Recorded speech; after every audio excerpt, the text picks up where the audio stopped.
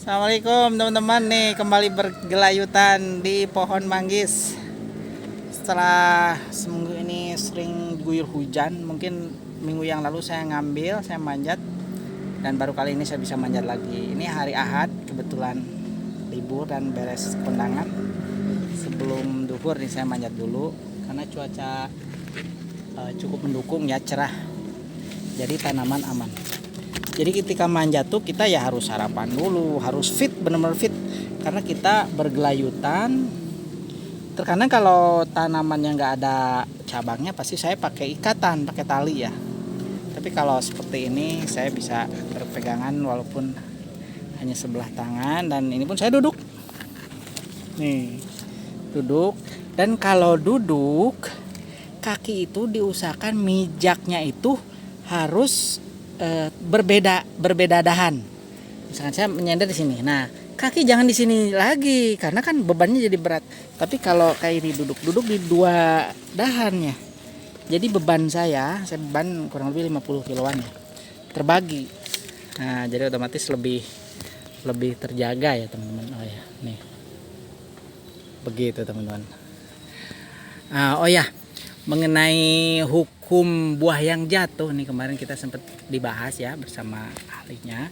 Jadi ketika ada buah milik kita, pohon milik kita, kalau dahannya menjorok ke lahan orang, otomatis itu pemilik lahan punya hak untuk mengambil buahnya. Itu pun tentunya dengan izin dulu ya, mohon pamit gitu kan, karena dahannya menjulur ke lahan orang tersebut. Nah, bagaimana hukumnya kalau buah yang jatuh? Kalau buah yang jatuh memang itu sudah jadi milik umum. Itu aturannya. Aturan secara fikihnya ada ya. Mungkin ada beberapa keterangan. Yang jelas, ketika tanamannya itu di kebun bebas ataupun ada di luar, tidak terpagar, nah itu yang jatuh itu memang hak yang memungut. Akan tetapi ketika tanamannya itu ada pagarnya, berarti kalau yang jatuh di dalam pagar, nah biasanya itu harus izin dulu pemilik pohon. Tapi kalau di luar pagar mah enggak. Tetapi kalau tanaman itu ada dalam lingkungan pekarangan yang di dalam pagar, tidak ada dahan yang menjorok keluar, tetapi jatuh di dalam pagar, ya itu udah jelas.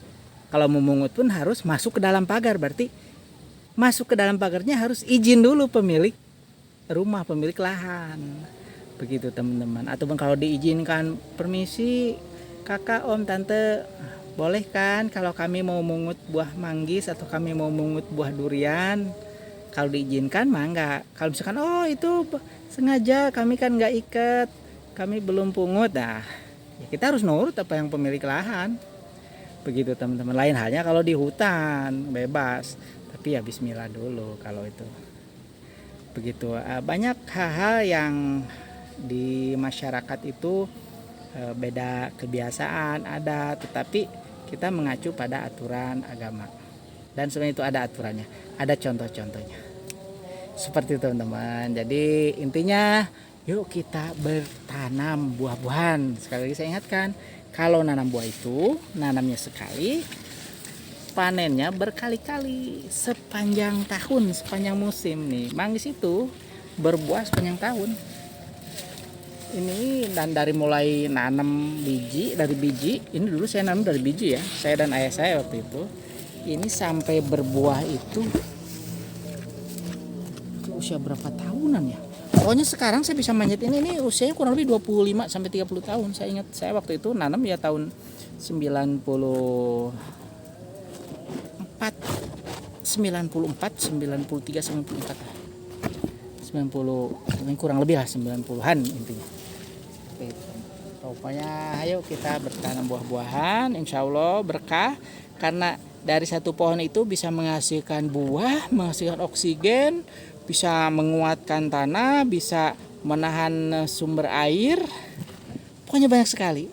Dan jelas dari hasil buahnya pun bisa menghasilkan, bisa dijual, dapat uang, bisa bersedekah, bantu banyak orang. Pokoknya banyak sekali keunggulan-keunggulannya ketika kita memiliki tanaman dan buah-buahan. Oke teman-teman semuanya, salam sukses buat semuanya. Salam menanam buah dan salam juragan Paneri.